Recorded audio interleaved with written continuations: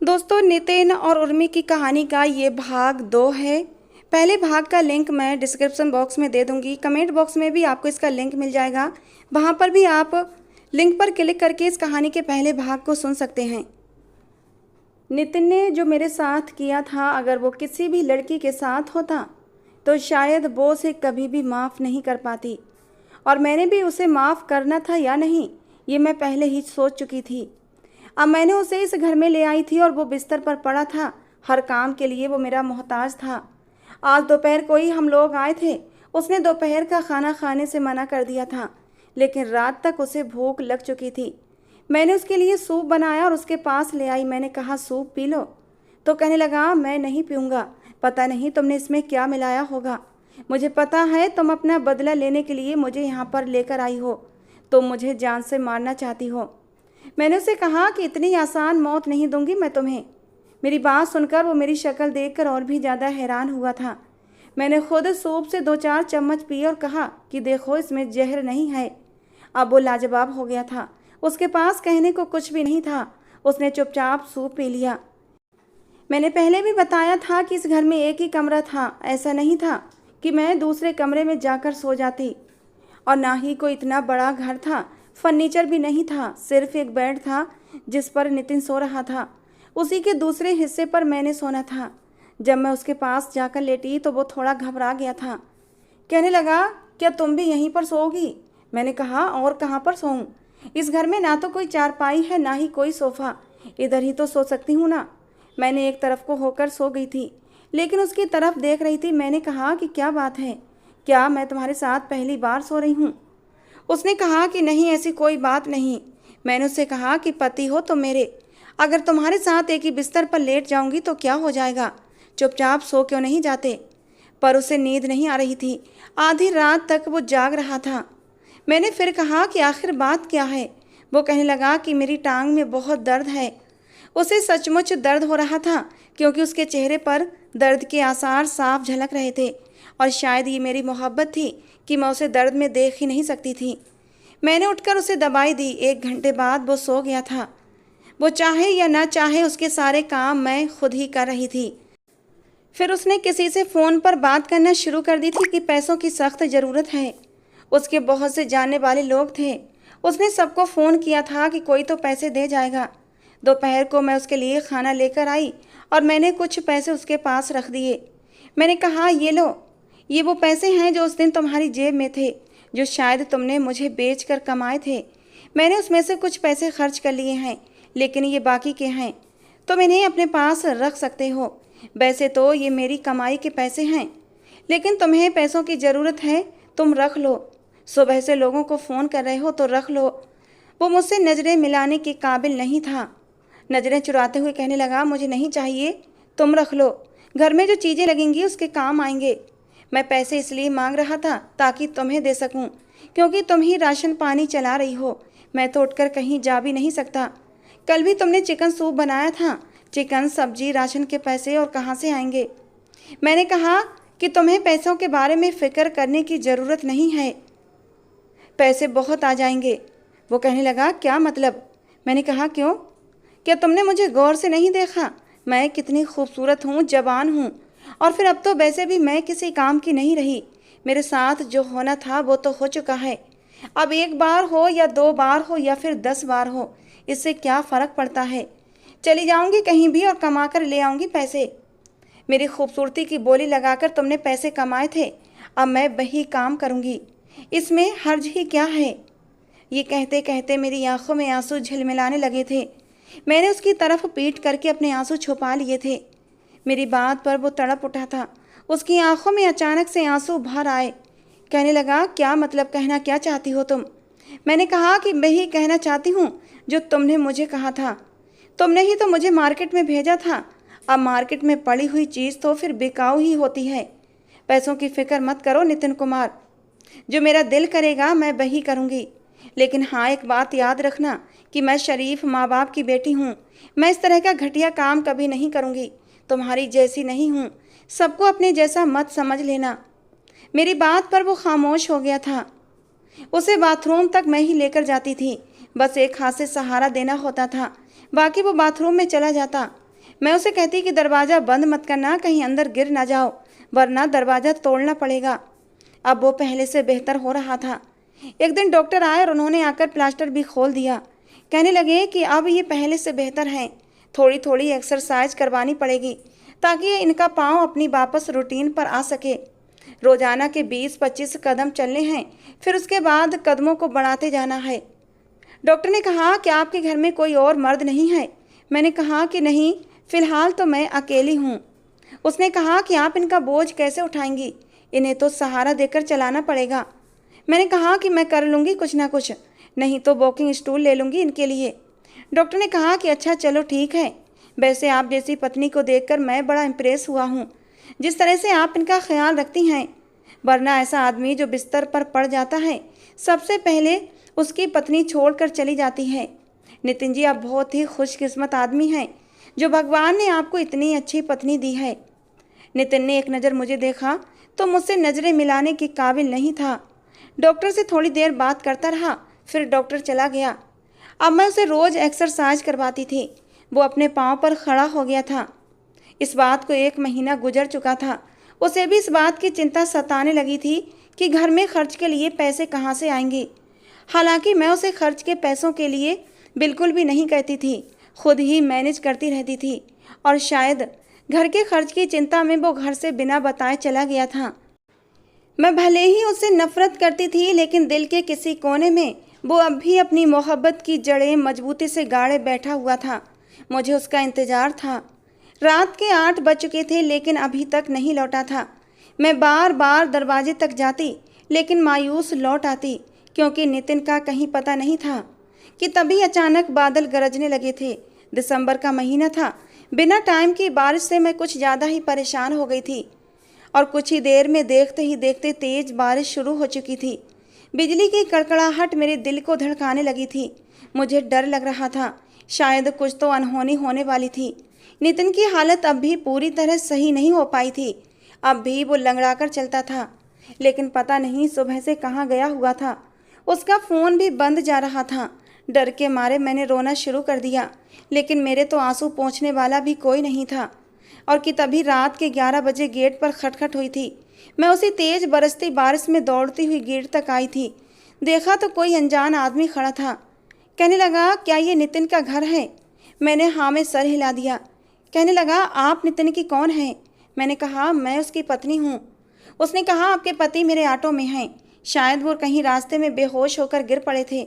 जब मैं इनके पास गया तो ये थोड़े थोड़े होश में थे, और इन्होंने अपने घर का एड्रेस बताया था।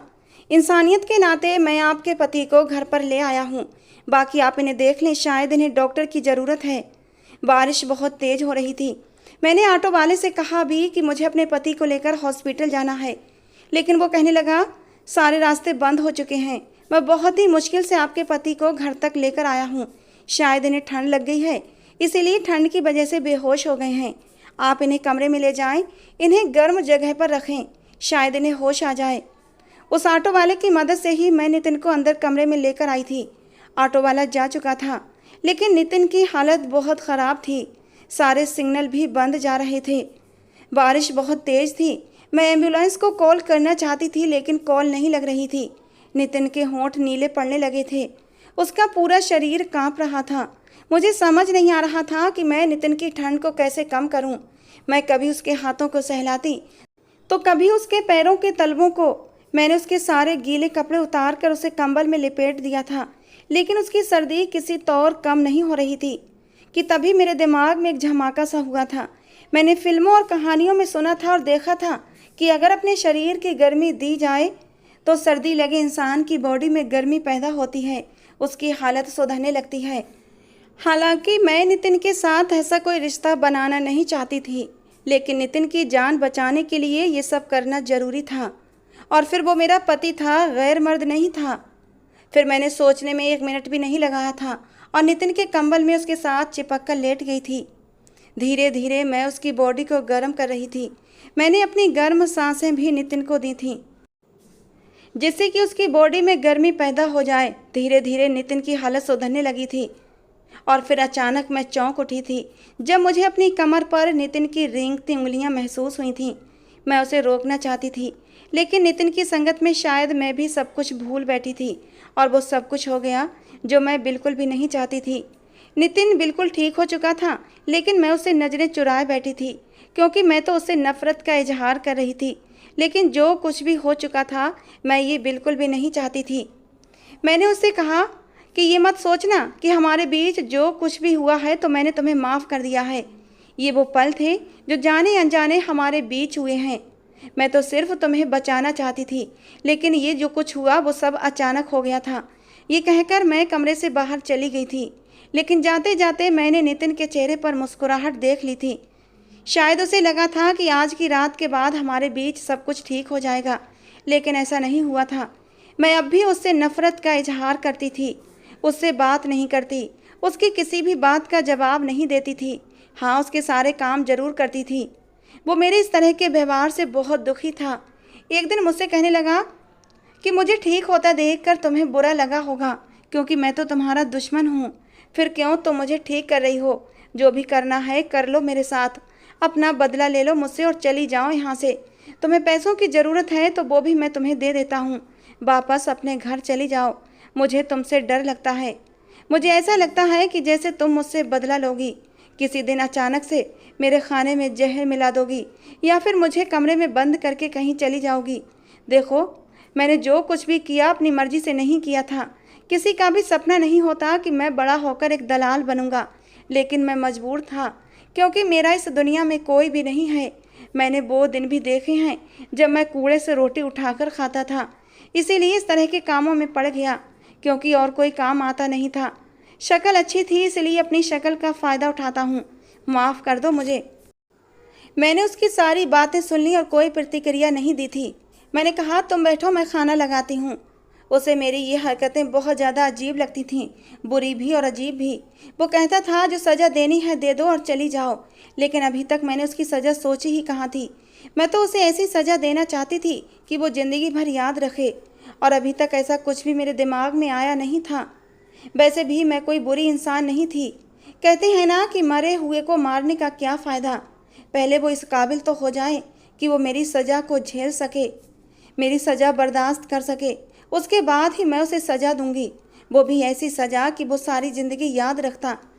उसे अस्पताल से घर आए हुए 2 महीने हो गए थे। अब वो अपने कदमों पर चलने लगा था।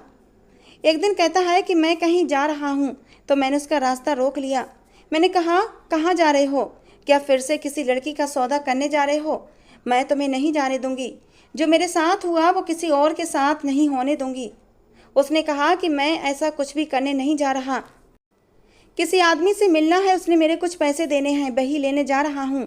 इतने पैसे हैं कि 8-9 महीने अच्छे से गुजर जाएंगे। तो मैं भी सुबह स्कूल में जाकर नौकरी करने की ज़रूरत नहीं है।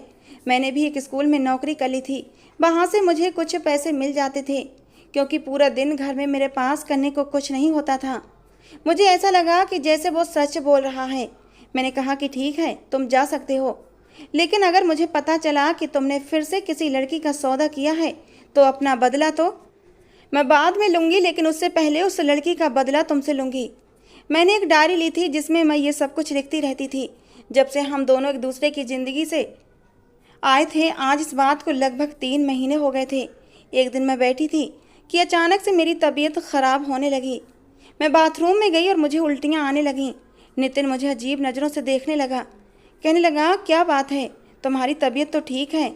मैंने उसे कहा कि कुछ भी नहीं, बस ऐसे ही उल्टियाँ होने लगी हैं। शायद कुछ उल्टा सीधा खा लिया था इसीलिए उल्टी आ रही है। उसने कहा कि सही सही बताओ बात क्या है, तुमने उल्टी क्यों की है? मैंने कहा देखो, जो तुम सोच रहे हो ऐसा कुछ भी नहीं है। तुम्हें क्या लगता है कि तुम बाप बनने वाले हो?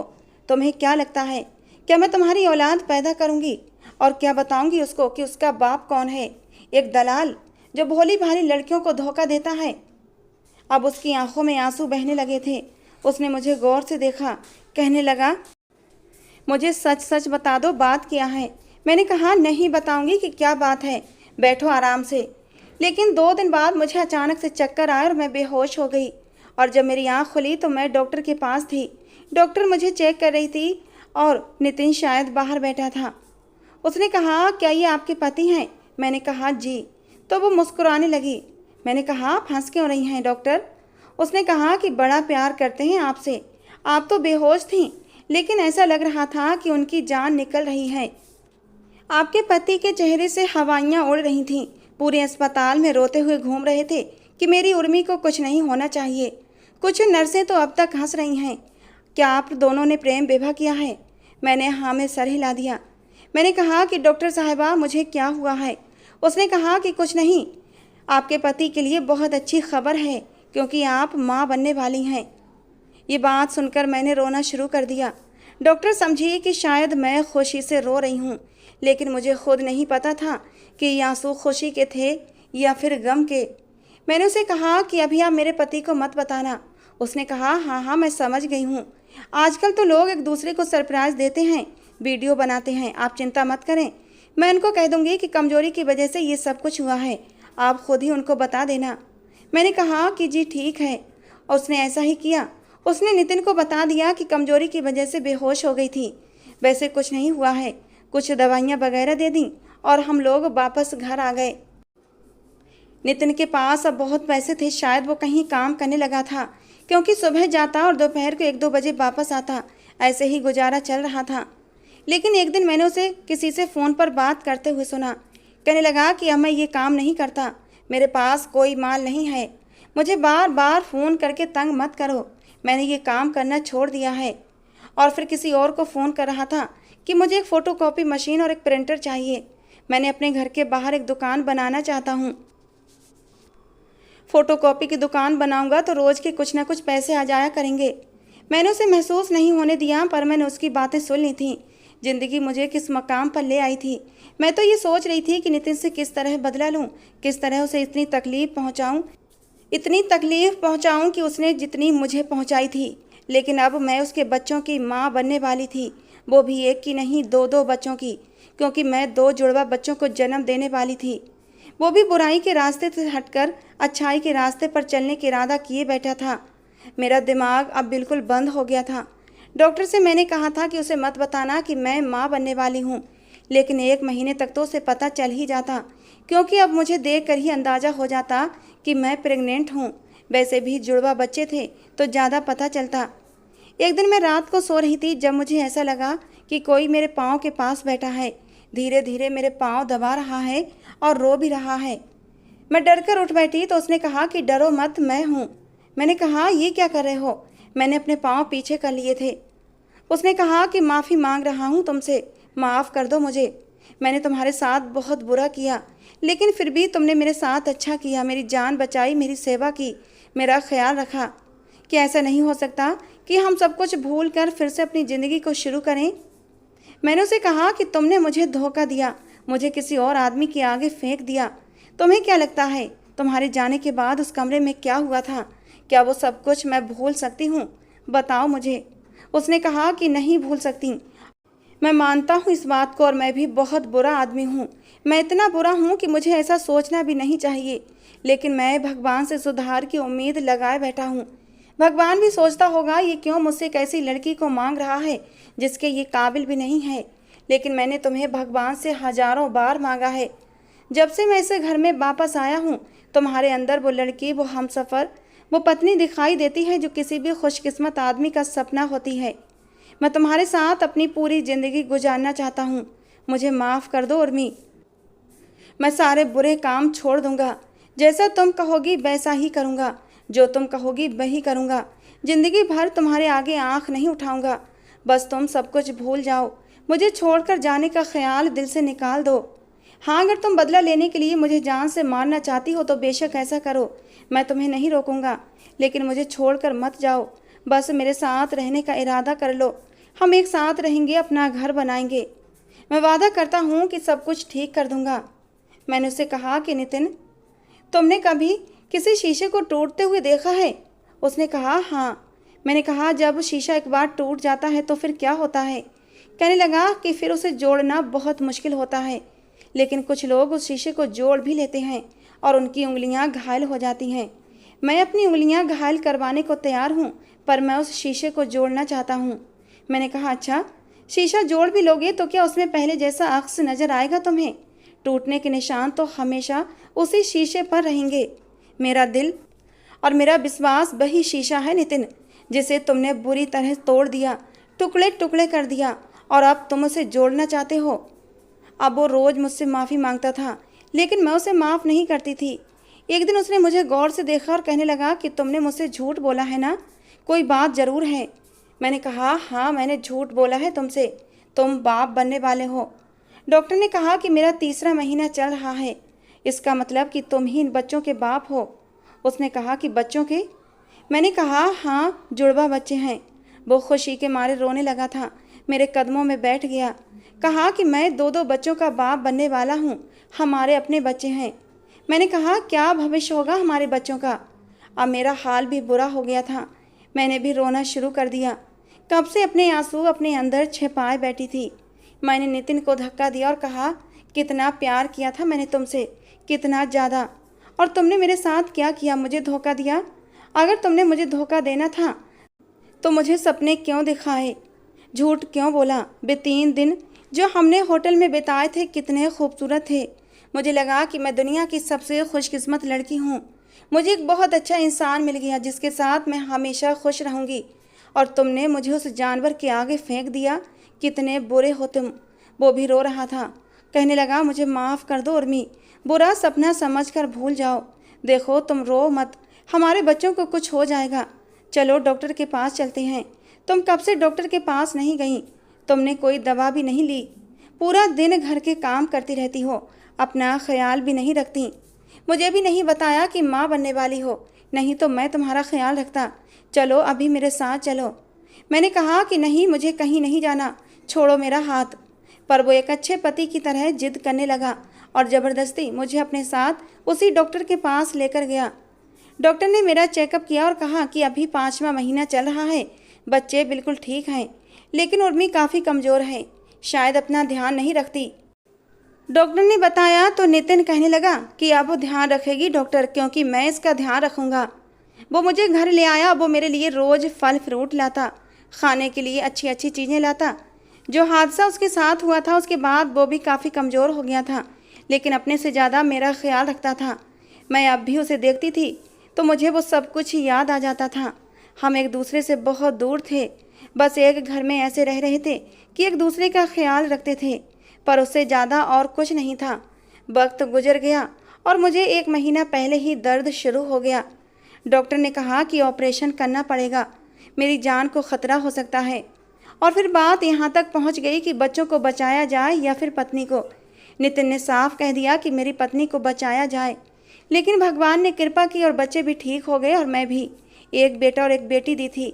उस दिन हम दोनों ही खुश थे, पर हमारे दिलों की हालत अजीब थी। बस यही सोच रहे थे, काश ये सब कुछ ना हुआ होता, इस तरह से ना मिले होते। पर जैसे ही मैंने अपने बच्चों को देखा, मैंने नितिन को माफ़ कर दिया, इन बच्चों के लिए उसे माफ़ कर दिया।